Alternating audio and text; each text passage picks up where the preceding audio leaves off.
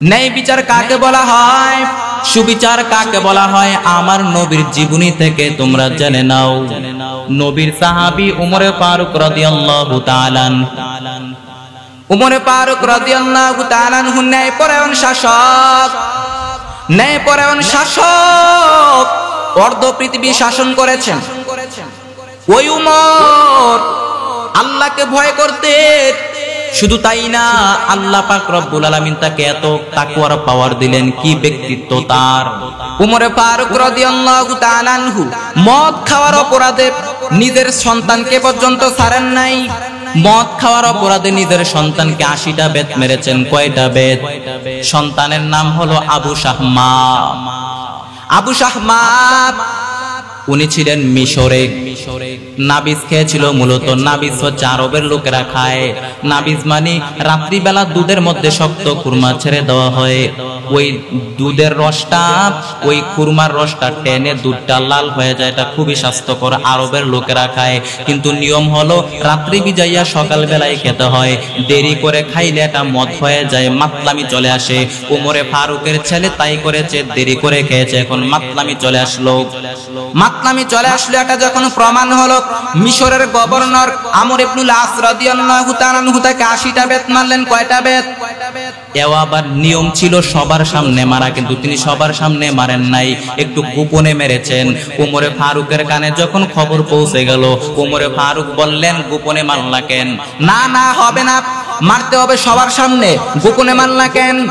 ও যদি মদিনায় ফিরে আসে, মদিনায় ফিরে আসার পর আমি নতুন করে 80টা মারবো। উমরে ফারুকের ছেলে যখন মদিনার জমিনে ফিরে আসলেন, উমরে ফারুক ওই আগের 80টাকে আর ধরেন নাই। নিজের ছেলে মদিনায় ফিরে আসার পরে আবার নতুন করে নিজের হাতে 80টা বেত মেরেছে। এই 80টা বেত মারার পর, এই বেত মারার 1 মাস পর উমরের ছেলে দুনিয়ার জমিন থেকে ইন্তেকাল করলো, বিদায় হয়ে গেল। ঐতিহাসিকরা বলে উমরের ছেলে এই বেতের আঘাতে মারা গিয়েছে। আবার অনেকে বলে না না, নিজের রোগের কারণে মরেছে। নিজের ছেলে বলে ছেড়ে দেন নাই, নিজের ছেলে বলে ছেড়ে দেন নাই, নিজের হাতে নিজের সন্তানকে 80টা বেত মারছে। কয়টা বেত? আল্লাহর কোরআনের বিধান। উমর ফারুক রাদিয়াল্লাহু তাআলা আনহু নিজের ছেলে বলে তাকে ছেড়ে দেন নাই, 80টা বেত মারলেন। এখন নেতার ছেলে হলে 10 গুণ মাফ, এমপি মন্ত্রীর ছেলে হলে 20 গুণ মাফ, আছে না নাই? আর রিকশাওয়ালার ছেলে হলে 2টা মাইর, এরকম আছে না নাই?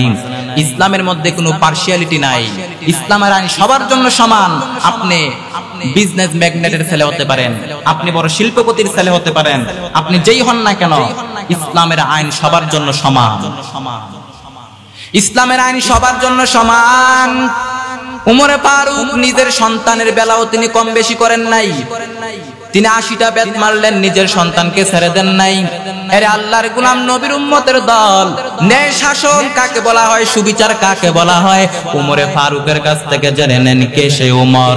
উমরে ফারুক রাদিয়াল্লাহু তাআলা আনহু এক মদিনায় এক লোক তার স্ত্রীকে রাগের মাথায় 100 তালাক দিয়েছে। কয় তালাক?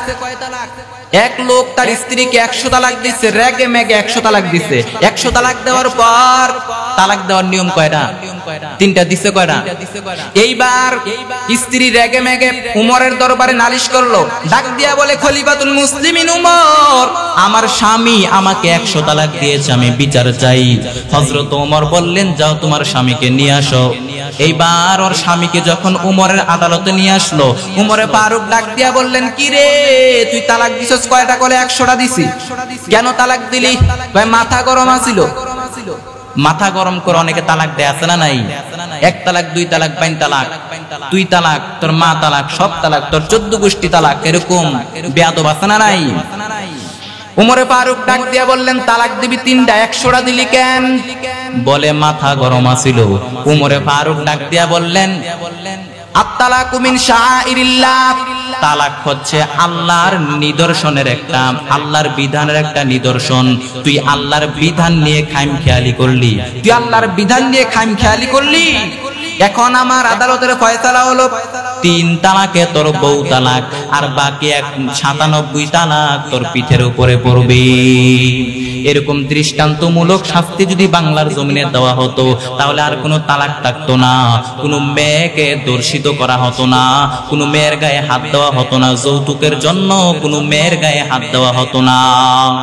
আলহামদুলিল্লাহ আলহামদুলিল্লাহ নাহমাদুহু ওয়া নাস্তাঈনুহু ওয়া নাস্তাগফিরুহু ওয়া নাউযু বিল্লাহি মিন শুরুরি আনফুসিনা ওয়া মিন সাইয়্যাতি আ'মালিনা মান ইয়াহদিহিল্লাহু ফালা মুদিল্লা লাহু ওয়া মান ইউদ্লিলহু ফালা হাদিয়া লাহু ونشهد أن لا إله إلا الله وحده لا شريك له لا ضد له ولا ند له ولا مثل له ونشهد أن سيدنا وسندنا وحبيبنا وطبيبنا وطبيب قلوبنا ومولانا محمدا عبده ورسوله صلى الله تعالى عليه وعلى آله وأصحابه وبارك وسلم تسليما كثيرا كثيرا الذي أرسله الله تعالى بالحق بشيرا ونذيرا وداعيا إلى الله بإذنه وسراجا منيرا أما بعد فأعوذ بالله من الشيطان الرجيم بسم الله الرحمن الرحيم إن الله يأمر بالعدل والإحسان وإيتاء ذي القربى وينهى عن الفحشاء والمنكر والبغي يعظكم لعلكم تذكرون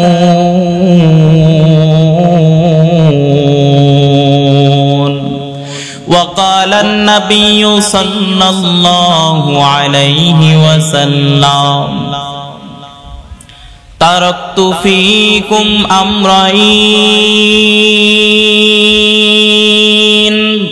لن تضلوا ما تمسكتم بهما كتاب الله وسنة رسوله صدق الله مولانا العظيم وصدق رسوله النبي الكريم ونحن على ذلك من الشاهدين والشاكرين والذاكرين والحمد لله رب العالمين وقال تعالى في شان حبيبه ومحبوبه ومعشوقه ومقصوده مخبرا وآمرا إن الله وملائكته يصلون على النبي يا أيها الذين آمنوا صلوا عليه وسلموا تسليما اللهم صل على محمد وعلى آل محمد كما صليت على إبراهيم وعلى آل إبراهيم إنك حميد مجيد اللهم بارك على محمد وعلى آل محمد كما باركت على إبراهيم وعلى آل إبراهيم إنك حميد مجيد الحمد لمن قدر خيرا وخبالا الحمد لمن قدر خيرا وخبالا والشكر لمن صور حسنا وجمالا والشكر لمن صور حسنا وجمالا فرد صمد عن صفة الخلق بريئون فرد صمد عن صفة الخلق بريئون رب أزلي خلق الخلق كمالا رب أزلي خلق الخلق كمالا لا ضد ولا ند ولا حد لمولاه لا ضد ولا ند ولا حد لمولاه الآن كما كان ولم يلق زوالا الآن كما كان ولم يلق زوالا سبحانك لا علم لنا إلا ما علمتنا إنك أنت العليم الحكيم ورب اشرح لي صدري ويسر لي أمري واحلل عقدة من لساني يفقه قولي الحمدلله রফিকগঞ্জ রুহুল আমিন কেরাতুল কোরআন নুরানি হাফিজিয়া মাদ্রাসা ও এতিমখানা বাজার ব্যবসায়ী এবং এলাকাবাসীর যৌথ উদ্যোগে আয়োজিত আজকের এই তাফসীরুল কোরআন মাহফিলে উপস্থিত সম্মানিত সভাপতি, প্রধান অতিথি ও বিশেষ অতিথিবৃন্দ, মুআজ্জাজ মুকাররম, জাতির মাথার মুকুট ওয়ারাসাতুল আম্বিয়া হযরত উলামায়ে কেরাম, বিভিন্ন জায়গা থেকে আগত আল্লাহ পাকের আশিকিন, জাকিরিন, শাকিরিন, মুহিব্বিন, মুরব্বিয়ানে আযম, আমার যুবক ভাইয়েরা, স্নেহের ছোট ভাই, পর্দার আড়ালে অবস্থানগত শ্রদ্ধেয় সম্মানিতা মা ও বোনেরা, আল্লাহ পাক রব্বুল আলামিনের দরবারে অসংখ্য অগণিত শুকরিয়া যে মহান রব্বুল আলামিন আমাদেরকে অত্যন্ত দয়া ও মায়া করে ভালোবেসে এই তাফসীরুল কোরআন মাহফিলে আসার মতো, বসার মতো, কিছু বলার মতো, শ্রবণ করার মতো তৌফিক আল্লাহ পাক দান করেছেন। এজন্য ওই মালিকের দেওয়া জবান দিয়ে, ওই মালিকের দেওয়া শক্তি দিয়ে, ওই মালিকের শিখানো কালিমাতুশ শুকর উচ্চারণ করি আলহামদুলিল্লাহ। লক্ষ কোটি দরুদ ও সালাম সাইয়্যিদুল মুরসালিন রাহমাতুল লিল আলামিন, শফিউল মুযনিবিন, খাতামুন নবিয়্যিন, আফতাবে নবুয়ত, ফখরে মাওজুদাত, সাইয়্যিদুল মাখলুকাত হযরত মুহাম্মদুর রাসূলুল্লাহ সাল্লাল্লাহু আলাইহি ওয়াসাল্লামের উপর আল্লাহ পাক রব্বুল আলামিনের দরবারে তৌফিক কামনা করি যে আয়াত আমি আপনাদের সামনে তেলাওয়াত করেছি, তেলাওয়াতকৃত আয়াতে কারিমা ও হাদিস শরীফের আলোকে হেদায়েতের উদ্দেশ্যে, আমলের নিয়তে, ইখলাসের সাথে কিছু কথা আমাকে বলার মতো, আপনাদেরকেও ধৈর্য সহকারে শ্রবণ করার মতো তৌফিক আল্লাহ পাক দান করেন, বলেন আমিন। আমরা কিছুদিন পূর্বেই একটি মাস কাটিয়েছি। ওই মাসটার নাম কি? রমাজান মাস। বছরের সর্বশ্রেষ্ঠ মাস হচ্ছে রমাজান মাস। কিন্তু আফসোস, আমরা চাই রমাজান মাস আমাদের মাঝে সব সময় থাকুক, এই বরকত রহমত নাজাতের মাস আমাদের মাঝে যেন সব সময় থাকে। কিন্তু মাস শুধু এক মাস। এই রমাজান মাসে যত আমল আমরা করেছি, তারাবি পড়েছি, রোজা রেখেছি, সাহরি খেয়েছি, ইফতার করেছি, যেই নেক আমলগুলো আমরা করেছি, কোরআন খতম দিয়েছি, আল্লাহ পাক ওই রমাজান মাসের আমলগুলা কবুল করে নেন, বলেন আমিন। আল্লাহ পাক রব্বুল আলামিনের কালামুল্লাহ শরীফ বলেন তো কোন মাসে নাজিল হয়েছে? আল্লাহ পাক রব্বুল আলামিন কোন মাসে কোরআন নাজিল করে দিয়েছেন? আল্লাহ পাক বলেন, শাহরু রমাদানাল্লাযী উনজিলা ফীহিল কুরআন হুদাল লিন-নাসি ওয়া বায়্যিনাতিম মিনাল হুদা ওয়াল ফুরকান। আল্লাহ পাক রব্বুল আলামিন বলেন, আমি আল্লাহ রমাজান মাসে কোরআনকে নাজিল করে দিলাম। এই কোরআন হলো বিশ্ব মানবের জন্য পথ নির্দেশিকা, আর এতে আছে হেদায়েতের সুস্পষ্ট বর্ণনা, সত্য মিথ্যা পার্থক্য করার আসমানি মানদণ্ড রূপে এই জমিনের মধ্যে আমাদের জন্য কোরআনকে নাজিল করে দিয়েছে কে? আওয়াজ করে বলেন, এই কোরআনের মধ্যে কোনো ভুল আছে নি? আল্লাহর নাজিল করা সর্বশেষ আসমানি কিতাবের মধ্যে কোনো ভুল নাই, কোনো সন্দেহ নাই, কোনো সংশয় নাই। এই কিতাব এমন এক কিতাব, এই কিতাব পড়ে, এই কিতাব গবেষণা করে এর তথ্য উপাত্ত, এর ইনফরমেশন লেসন নিয়ে শেষ করা যায় না। এজন্য আল্লাহ পাক রব্বুল আলামিন বলেন, আমি আল্লাহ কোরআনকে নাজিল করে দিলাম। এই কোরআন হলো বিশ্ব মানবের জন্য পথ নির্দেশিকা, এতে আছে হেদায়েতের সুস্পষ্ট বর্ণনা, সত্য মিথ্যা পার্থক্য করার আসমানি মানদণ্ড, কোনটা সত্য কোনটা মিথ্যা কোরআন দিয়ে ডিফারেন্সিয়েট করা যায়, কোনটা ভুল কোনটা নির্ভুল, কোনটা সঠিক কোনটা বেঠিক কোরআন দিয়া যাচাই করা যায়। এজন্য আমাদের জীবনকে কোরআন দিয়ে সাজাতে হবে। কোরআন দিয়ে জীবন না সাজাইলে জীবন আলোকিত হয় না, কোরআন দিয়ে সমাজ না সাজাইলে সমাজ আলোকিত হয় না, কোরআন দিয়া পরিবার না সাজালে পরিবার আলোকিত হয় না। এইবার আপনাদেরকে প্রশ্ন করি, কোন ফেরেশতা জমিনের মধ্যে আল্লাহর কোরআনকে নিয়ে জমিনের মধ্যে নেমে এসেছিল? কোন ফেরেশতা? হযরত জিবরাইল আলাইহিস সালাম আল্লাহর কোরআন নিয়ে জমিনের মধ্যে নেমে এসেছিল। ফলে জিবরাইল হয়েছেন শ্রেষ্ঠ ফেরেশতা। আমার নবীর উপরে কোরআন আসলো, নবী হয়ে গেলেন শ্রেষ্ঠ নবী।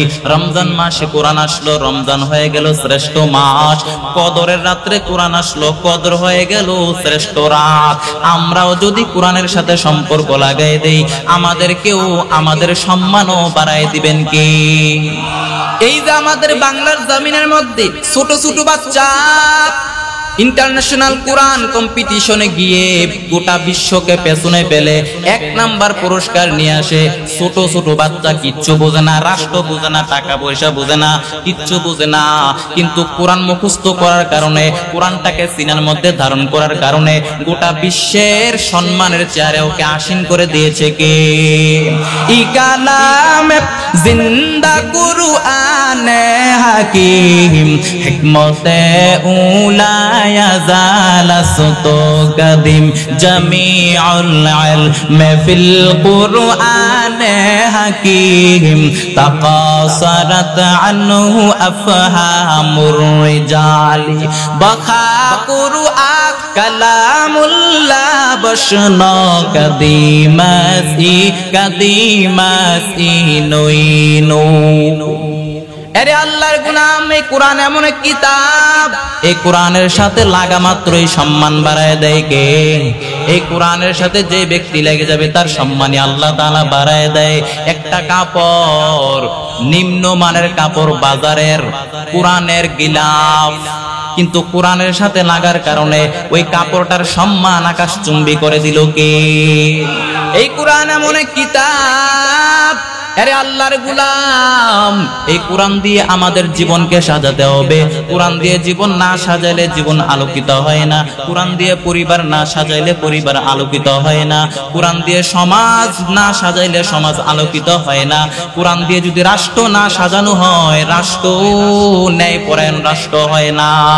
দুর্নীতি দমন কমিশন দিয়ে দুর্নীতি বিদায় করা যায় না যতদিন পর্যন্ত বাংলার জমিনের মধ্যে কোরআন সুন্নাহর আইন বাস্তবায়ন না হবে, ততদিন পর্যন্ত বাংলার জমিন থেকে দুর্নীতি বিদায় করা যায় না। আল্লাহ পাক রব্বুল আলামিন বলেন, আরে আমার গোলাম, জুলুম আমি আল্লাহর জন্য হারাম করে দিয়েছি, তোমাদের জন্য হারাম করলাম। আমি আল্লাহ নিজের জন্য জুলুমকে হারাম করলাম, তোমাদের জন্য হারাম করলাম। খবরদার একে অপরের প্রতি জুলুম করবা না। আল্লাহ নবী বলেন, আয-যুলমু যুলুমাতুন ইয়াউমাল কিয়ামাহ, কিয়ামতের দিন জুলুম জালেমের ঘাড়ে, কিয়ামতের দিন জুলুম অন্ধকার হয়ে জালেমের ঘাড়ের মধ্যে চাপে বসবে। আল্লাহ নবী বলেন, তোমরা মাজলুমের কান্নাকে ভয় করো, কারণ মাজলুমের কান্না আল্লাহর আরশের মাঝে কোনো পর্দা থাকে না। মাজলুম দোয়া করলে দোয়া কবুল হয়ে যায়। মাজলুম আল্লাহকে ডাক দিলে আল্লাহ পাক রব্বুল আলামিন ডাক কবুল করে ফেলে। আল্লাহ নবী বলেন, তিন ব্যক্তির দোয়া কবুল, কয় ব্যক্তি? তিন ব্যক্তির দোয়া কবুল। সালাসু দাওয়াতিন মুস্তাজাবা লা শাক্কা ফিহিন্না, তিন ব্যক্তির দোয়া কবুল, কোনো সন্দেহ নাই। দাওয়াতুল মুসাফির, মুসাফির ব্যক্তি যখন দোয়া করে দোয়া আল্লাহ পাক রব্বুল আলামিন ফেরত দেয় না। দুই নাম্বার হলো দাওয়াতুল মাজলুম, মাজলুম ব্যক্তি যখন আল্লাহকে ডাক দেয়, মাজলুম ব্যক্তির ডাক আমার আল্লাহ কখনো ফেরত দেয় না।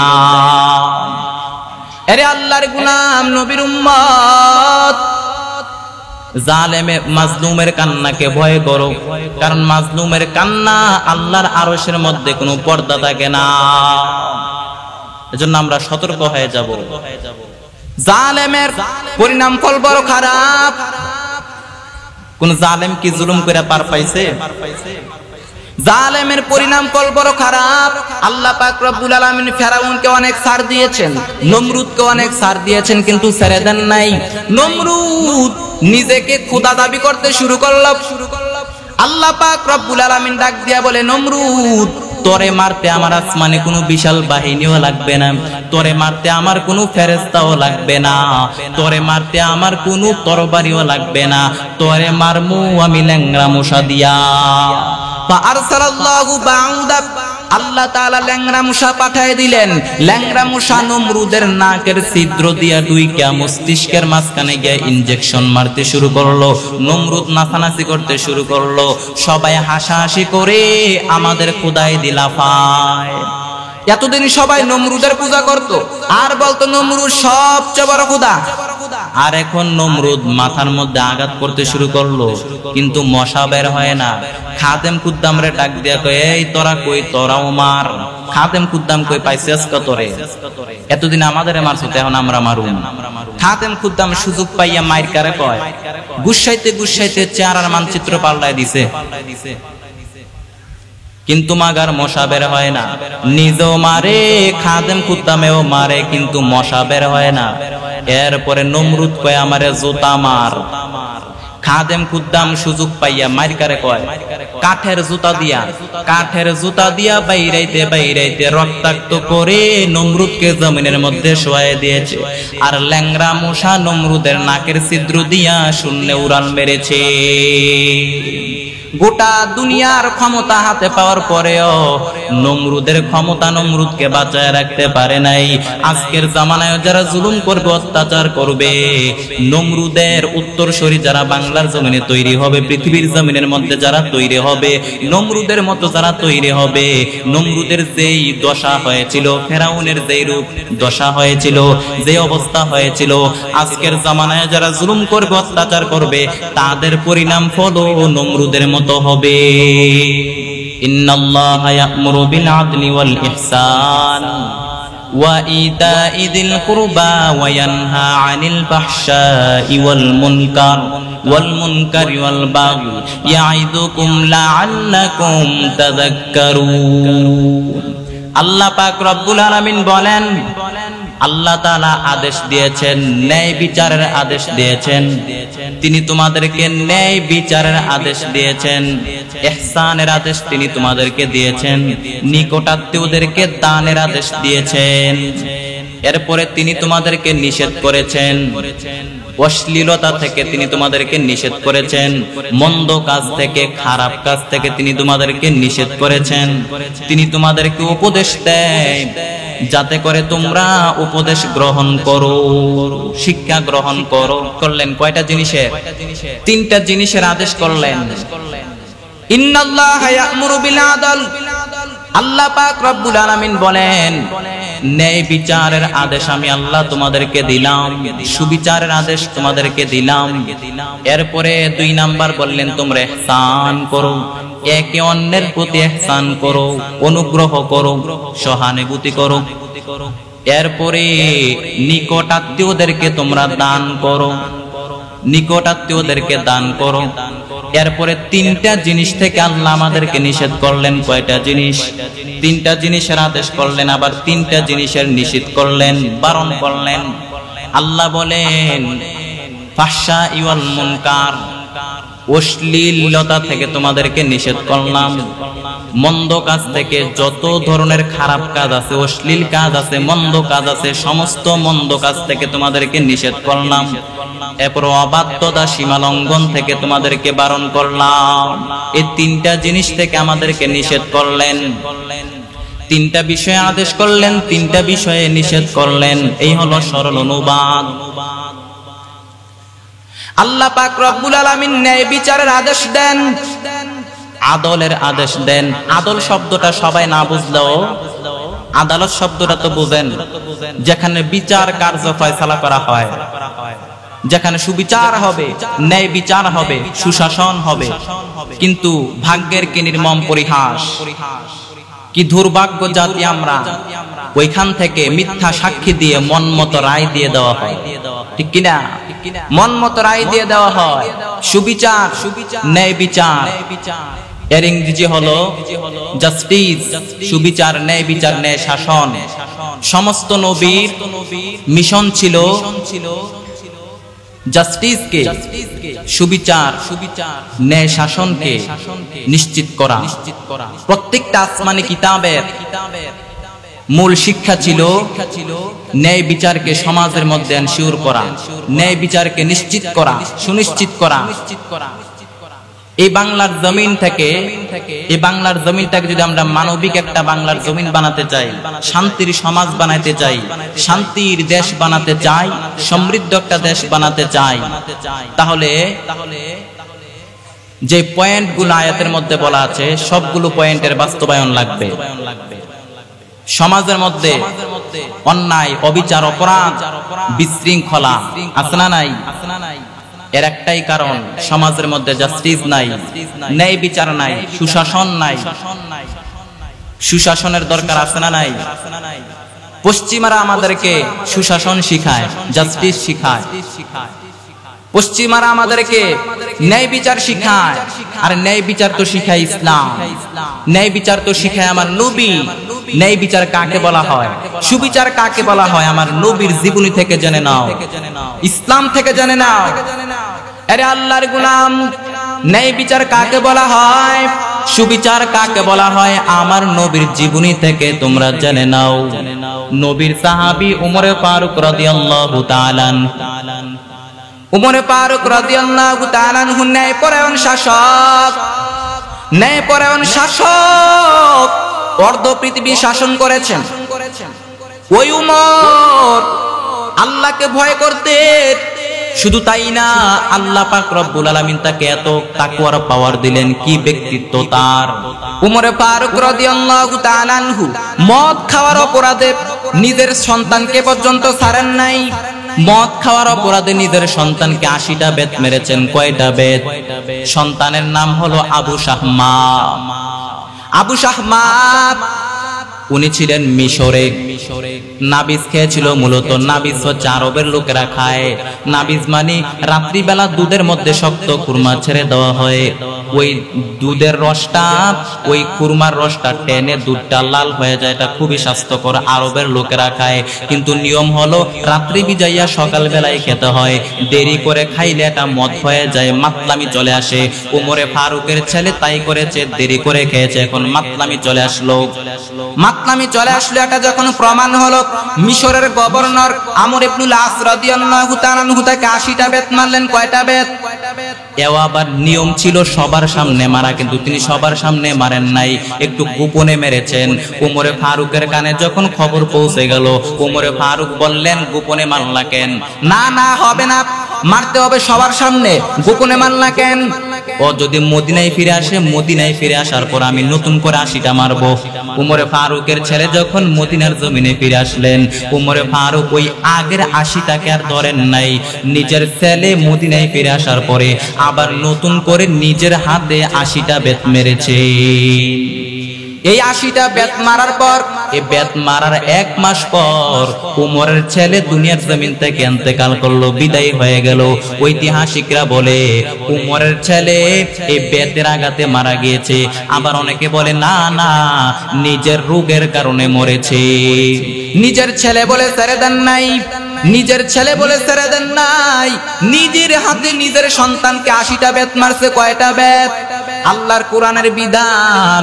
উমর ফারুক রাদিয়াল্লাহু তাআলা আনহু নিজের ছেলে বলে তাকে ছেড়ে দেন নাই, 80টা বেত মারলেন। এখন নেতার ছেলে হলে 10 গুণ মাফ, এমপি মন্ত্রীর ছেলে হলে 20 গুণ মাফ, আছে না নাই? আর রিকশাওয়ালার ছেলে হলে 2 মাইর, এরকম আছে না নাই? ইসলামের মধ্যে কোনো পার্সিয়ালিটি নাই। ইসলামের আইন সবার জন্য সমান। আপনি বিজনেস ম্যাগনেটের ছেলে হতে পারেন, আপনি বড় শিল্পপতির ছেলে হতে পারেন, আপনি যেই হন না কেন, ইসলামের আইন সবার জন্য সমান। ইসলামের আইন সবার জন্য সমান। উমরে ফারুক নিজের সন্তানের বেলাও তিনি কম বেশি করেন নাই। তিনি 80টা বেত মারলেন, নিজের সন্তানকে ছেড়ে দেন নাই। আরে আল্লাহর গোলাম, নবীর উম্মতের দল, ন্যায় শাসন কাকে বলা হয়, সুবিচার কাকে বলা হয়, উমরে ফারুকের কাছ থেকে জেনে নেন কে সেই উমর। উমরে ফারুক রাদিয়াল্লাহু তাআলা আনহু, এক মদিনায় এক লোক তার স্ত্রীকে রাগের মাথায় 100 তালাক দিয়েছে। কয় তালাক? এক লোক তার স্ত্রীকে 100 তালাক দিচ্ছে, রেগে মেগে 100 তালাক দিচ্ছে। 100 তালাক দেওয়ার পর তালাক দেওয়ার নিয়ম কয়টা? 3টা দিচ্ছে। কয়টা? এইবার স্ত্রী রেগে মেগে উমরের দরবারে নালিশ করলো, ডাক দিয়া বলে, খলিফাতুল মুসলিমিন উমর, আমার স্বামী আমাকে 100 তালাক দিয়েছে, আমি বিচার চাই। হযরত ওমর বললেন, যাও তোমার স্বামীকে নিয়ে আসো। এইবার ওর স্বামীকে যখন উমরের আদালতে নিয়ে আসলো, উমরে ফারুক ডাক দিয়া বললেন, কি রে তুই তালাক দিছস? কয়টা? বলে 100টা দিছি। কেন তালাক দিলি? কয় মাথা গরম আছিল। মাথা গরম করে অনেকে তালাক দেয়, আছে না নাই? 1 তালাক, 2 তালাক, 5 তালাক, 2 তালাক, তোর মা তালাক, সব তালাক, তোর 14 গোষ্ঠী তালাক, এরকম বেয়াদব আছে না নাই? উমরে ফারুক ডাক দিয়া বললেন, তালাক দিবি 3টা, 100টা দিলি কেন? বলে মাথা গরম আছিল। উমরে ফারুক ডাক দিয়া বললেন, আত-তালাকু মিন শাআইরিল্লাহ, তালাক হচ্ছে আল্লাহর নিদর্শনের একটা, আল্লাহর বিধানের একটা নিদর্শন। তুই আল্লাহর বিধান নিয়ে খামখেয়ালি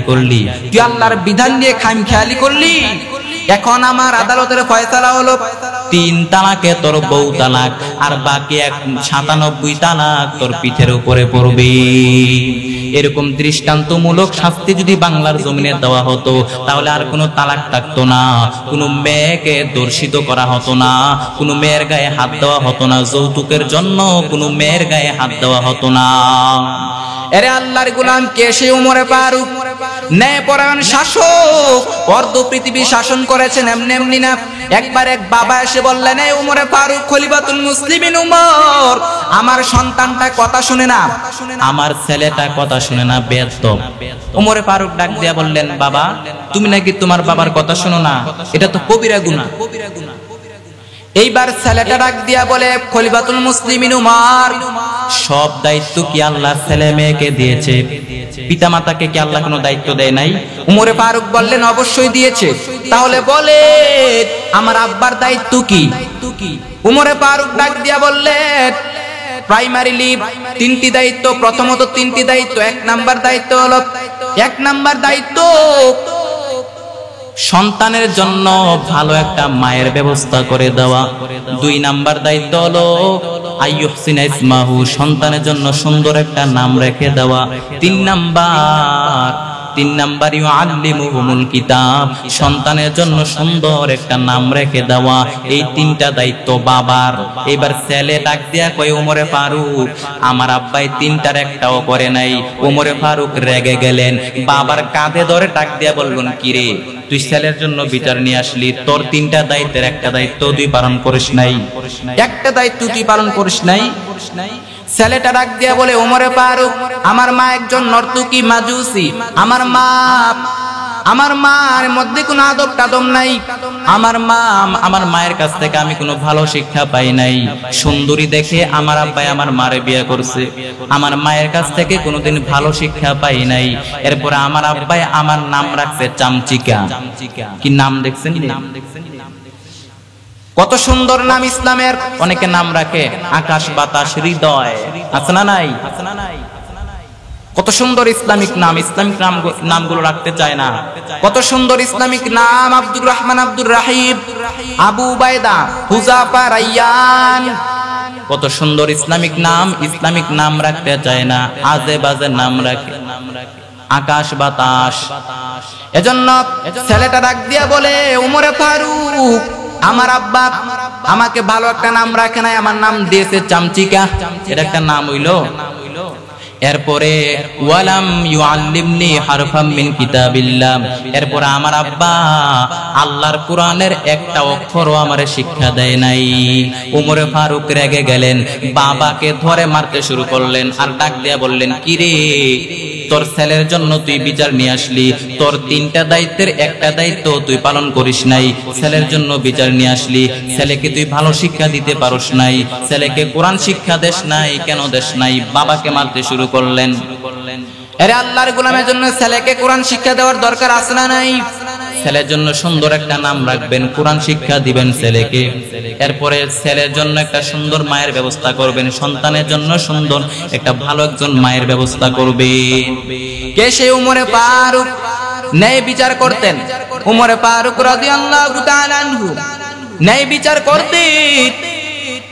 গোটা অর্ধ পৃথিবী শাসন করেছেন হযরত ওমর। মুনাফিকরা জমের মতো ভয় পাইতো ওমরকে, কাফের বেঈমানরা জমের মতো ভয় পাইতো ওমরকে। আল্লাহর নবী ডাক দিয়া বললেন, কে সেই ওমর? আল্লাহর নবী বলেন, ওমর, ওয়াল্লাযী নাফসি বিয়াদিহি মা লাকিকা শাইতানু ফাজ্জান সালিকান ইল্লা সালাকা ফাজ্জান গায়রু ফাজ্জিক।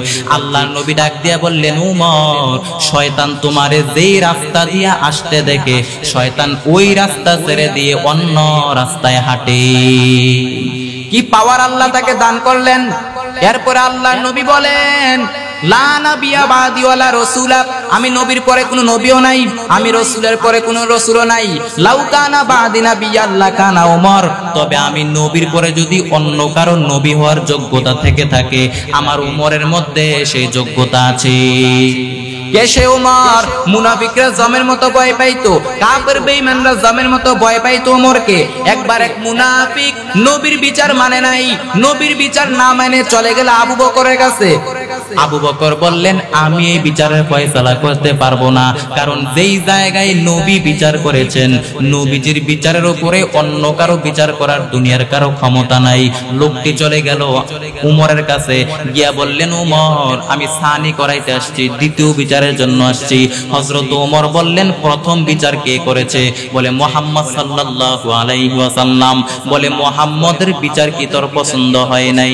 বলে না, পছন্দ হয় নাই। কেন পছন্দ হয় নাই?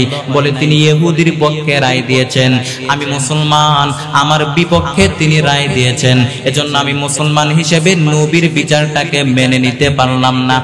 হযরত ওমর আবার বললেন, এই নবীজির বিচার কি তোর পছন্দ হয় নাই? বলে না, পছন্দ হয় নাই। তো এখন তুই কি করতে চাচ্ছ? বলে আপনি একটু বিচার করে দেন। হযরত ওমর বললেন রাগ তোর বিচার করতাছি।